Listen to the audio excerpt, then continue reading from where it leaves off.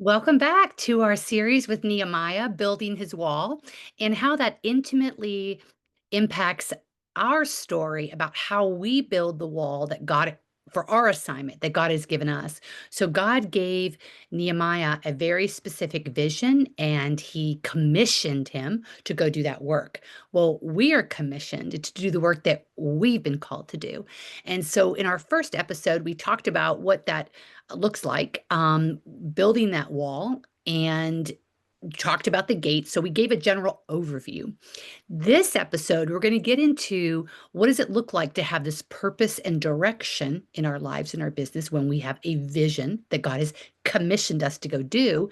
And specifically, what are I'm going to say ingredients of that wall. There are three different layers. I was going to, originally, I was like, well, maybe we could have like an inner wall and then keep like three rings of walls. And I'm like, no, how about three different layers of the wall? So as we're building this strong foundation, we understand that there are different components, because God was asking Nehemiah, he's asking us to keep returning to his ways, his plans, his ideas, because he always knows what's best for us. He knows what's best for our health, our relationships, our business, our marriages, all of it. And so when we keep returning to his ways, he knows we will experience the greatest blessings of peace and joy and prosperity in all of its forms, the abundant life that he died to give us. And so, what does it look like for us when we keep returning to his ways as we build the wall? And so, I'm going to be sharing with you three different areas about this purpose and direction. So, like Nehemiah, we're commissioned. We have been given a sense of purpose and direction.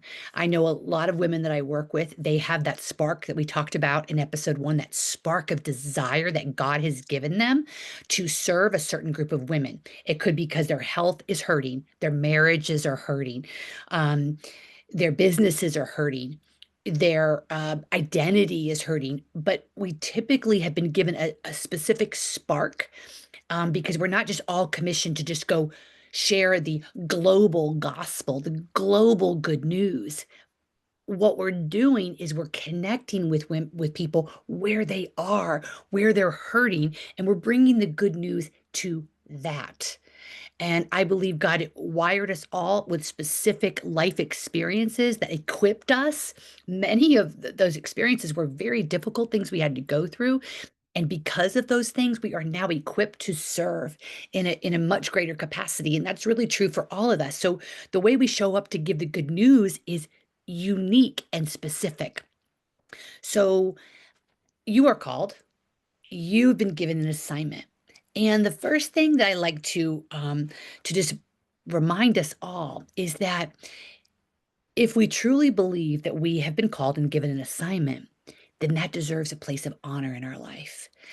I believe God's very clear. He says, "You seek me first, right? And then you care for yourself so that you can love others."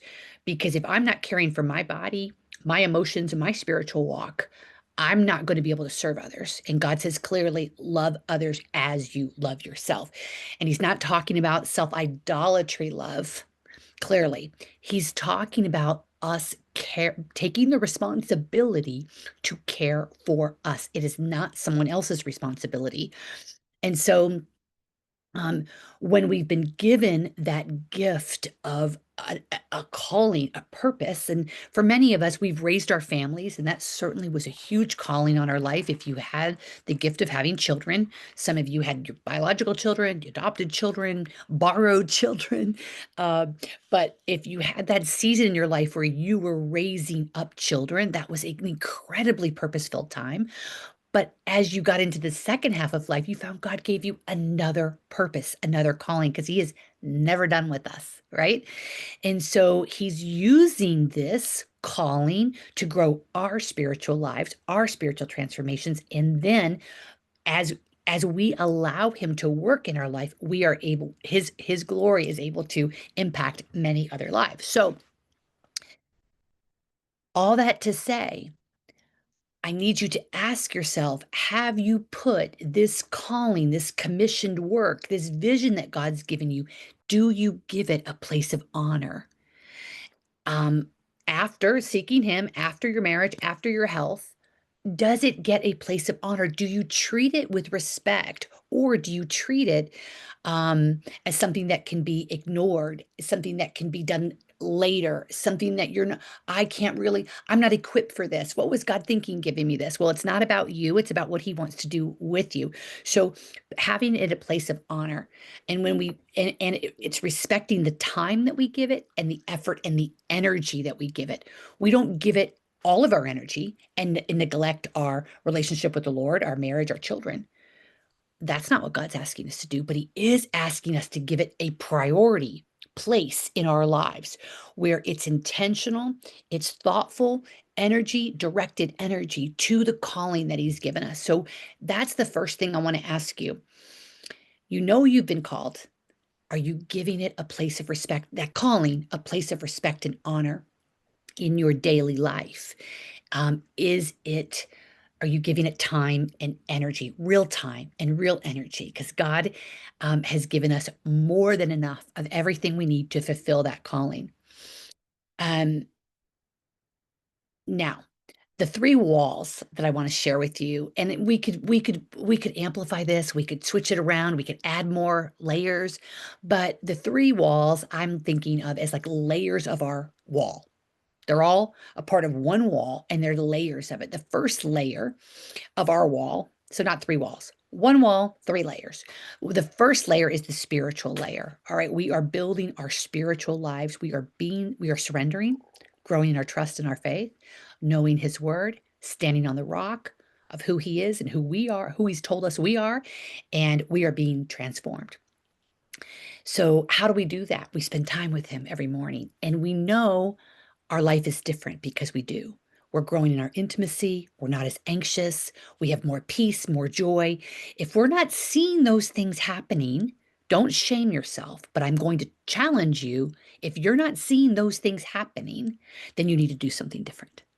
Okay? Because we do not keep doing the same things over and over again and expecting a different result. So if you're just waking up every morning and you've been going through a certain routine and ritual, and it's not changing your peace, your joy, your self control, your ability to be kind and loving, then it's time to do something different. All right, seeking Him first.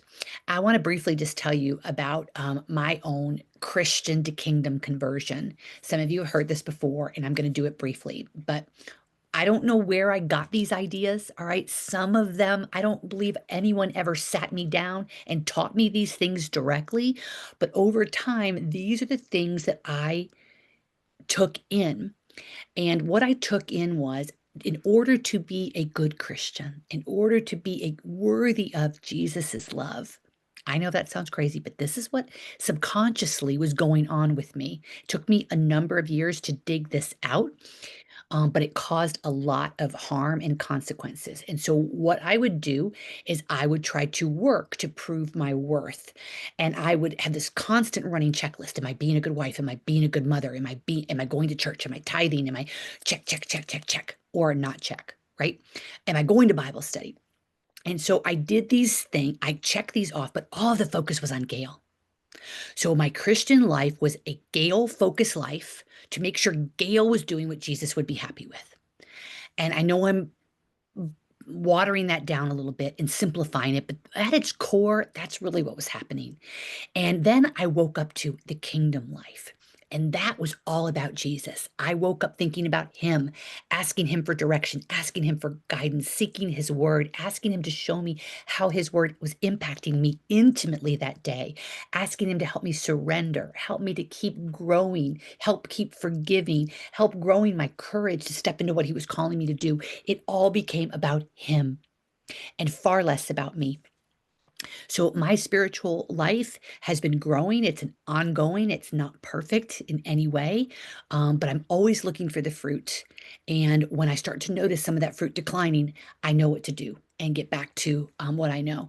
So the layer number two is that emotional layer, and this layer, I'm just going to be really transparent. This layer led my life for many, many years. My emotions told me how I felt, what I wanted, what I didn't want, how someone should be treating me, not treating me, what I should be doing, what I should be saying yes to, what I should be saying no to. It was all about my emotional responses to life. Heartbreaking, right? To be led by my emotions instead of led by the Lord and truth. Okay. So I, for a while, even started pushing all of my emotions aside. That wasn't healthy either because God gave me my emotions and He wants to use them to inform me, but not for them to lead me. My emotions, my feelings are often not facts. They're not, they're not truth, but they are informing me of something. And I need to be aware of them so that they don't lead me. And when I work with Christian businesswomen, this is one of the first sign of the broken walls because when we know that we're led by our reactions, we're very reactive, we're very if anything around us is emotional, we respond very emotionally. And I'm not saying that life doesn't have difficult things. I said in every podcast I can remember, we are called to difficult things, especially as Christian businesswomen or stepping into your calling in the public arena. It brings up a lot of stuff. And so our emotions are there, but our feelings are not to lead us. And when we build our wall with that strong spiritual foundation and then that strong truth that my emotions are just to inform me, but I am self-governing. I am able to lead through God's word my emotions rather than them to lead me. I am not a victim to my emotions. Um, so our when I work with Christian businesswomen, as I said, emotions tend to do things like this. They tell you to quit. They tell you, I can't, I don't have enough, I'm not enough. A lot of these, this is too hard. Too much is coming at me. What was I thinking? And that doesn't, again, please don't hear what I'm not saying. We go through difficult things, but we go through difficult things with the Lord, not on our own. And when I'm feeling overwhelmed and anxious, I'm just full of self idolatry, just Gail and self reliance, Gail trying to figure things out. Of course, I'm going to be overwhelmed. I'm supposed to feel overwhelmed because I'm not supposed to be doing it alone. So, the three layers of our wall are that strong spiritual foundation and a strong sense of knowing our emotional life. It will not conquer us. We are it informs us, but we are stronger than that. We can respond in love. We can forgive. We can lay ourselves down. And now our physical bodies is our third layer. And this is something that, sadly in the church isn't talked about enough. Tell me how many church services, if you're a regular churchgoer, you've been in where they've talked about the physical body and stewarding it and caring for it, nourishing it. Uh, I've been a churchgoer for a really long time, and I don't think I've ever heard it from the pulpit.